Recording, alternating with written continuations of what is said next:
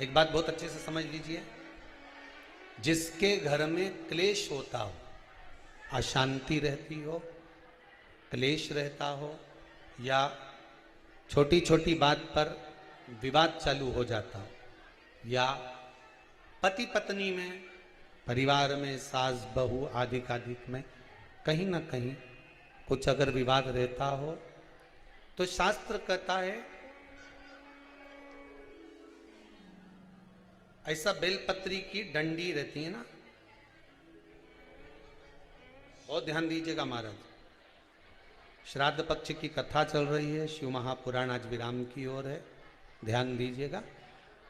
जैसे ये बेलपत्री की जो डंडी होती है, डंडी का जो भाग होता है बेलपत्री की, ऐसा बेलपत्री की 7 भाग ले लो, मतलब बेलपत्री 7 ले लीजिए। 7 बेलपत्र लेकर कच्चा जो सूत होता है ना, कच्चा सूत जो जानते हो पेड़ पौधे में माताएं लपेटती हैं, धागा जो होता है ना सफेद कलर का कच्चा धागा, जो बड़ में, पीपल में और आंवला आदि में लपेटा जाता है, कच्चा सूत, उसको शंकर भगवान और माता पार्वती का स्मरण कर कर नंदी के, जो नंदी होता है, नंदी के राइट भाग में, नंदी का एक पांव ऊंचा होता है, आपने देखा होगा आगे का पांव ऊंचा होता है, बैठते समय नंदी का एक पांव ऊंचा है, एक पांव नीचे की ओर जाता है। तो नंदी का जहां पांव ऊंचा है उस ऊंचे पांव के पास में बैठना है। कच्चे सूत पर उस बेलपत्री के जो 7 गुच्छ हैं, 7 जो बेलपत्री के भाग हैं, 7 बेलपत्री हैं, उसको अपना नाम गोत्र स्मरण कर कर उस कच्चे सूत को लपेटना है महाराज। लाल कलर का चंदन उस बेलपत्री के पत्ते में जो अग्रभाग होता है, सबसे आगे का भाग, 7 में लाल चंदन लगाना है महाराज। उस चंदन को लगाकर आप प्रदोष के दिन, प्रदोष काल में शंकर भगवान को समर्पित अगर करते हैं, तो जिस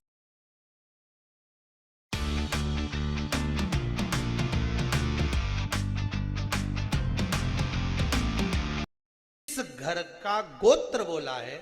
उस घर में कभी क्लेश नहीं हो सकता, उस शांति का अनुभव, उसमें क्लेश नहीं हो सकता।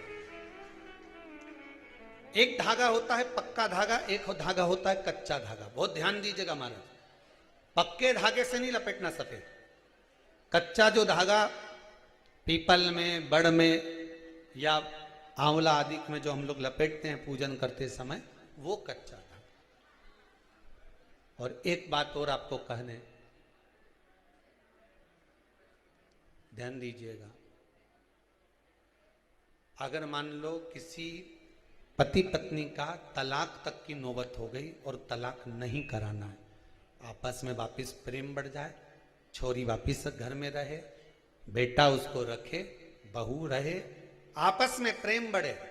वो भले मायके चली गई हो, वो भले लड़का छोड़कर चले गया हो, अकेली रह रही हो और चाहती है कि मैं पति के साथ रहना है,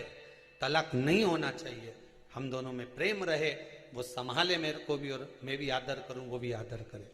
तो मेरा निवेदन है, कच्चा जो सूत होता है, कच्चा जो धागा होता है, नंदी के ठीक पीछे बैठकर कोई साथ में आपका परिवार का कोई व्यक्ति चले जाए और हस्तकमल को, जिसको अपने परिवार में वापिस रहना है, उस स्त्री हो या पुरुष हो, दोनों में से कोई भी नंदी के पीछे बैठकर, सोमवार की जिस दिन अष्टमी पड़े उस दिन नंदी के पीछे बैठकर हाथ को ऐसा बंद करना है, हाथ में एक बेलपत्री रखना है, सीधी सीधी बंद कर कर 7 बार उस हाथ पर कच्चा सूत लपेट देना है,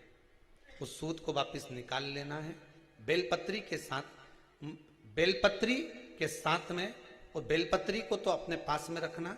सबसे पहले माता पार्वती का जो हस्तकमल ऐसा होता है शिव मंदिर में, उस हस्तकमल में वो सूत जो आपके हाथ से निकला है वो उसमें डाल देना है, माँ जगत जननी से प्रार्थना कर कर, और जो बेलपत्री आपने संबंध को जोड़ने के लिए अपने हाथ में ली है, वो शंकर भगवान के कटी भाग में, फिर निवेदन करूंगा कटी भाग को समझ लीजिए। ये शिवलिंग रखा है, जहां पर शंकर भगवान का शिवलिंग, माता पार्वती जी के हस्त कमल पर जो शिवलिंग रखा है, ये भाग कटी भाग कहलाता है। इस जगह पर जहां शंकर और पार्वती का मिलन हुआ है, उस जगह पर उस बेलपत्री को रख देना। महाराज ज्यादा से ज्यादा 3-4 महीने लगते हैं, दोनों में वापिस प्रेम बढ़ जाता है, दोनों एक हो जाते हैं। तलाक तक बात चल भी रही हो तो वो तलाक समाप्त हो जाता है। प्रेम, करुणा, आसक्ति, स्नेह बढ़ जाता है। संबंध टूटने की कतार पर एक बार माता पार्वती को समर्पित तो करो अपना संबंध कि मां अब तुझे नहीं भाना। माना मैंने अपशब्द कह दिया होगा, माना मेरी गलती होगी, थोड़ी गलती उनकी भी होगी, पर दोनों की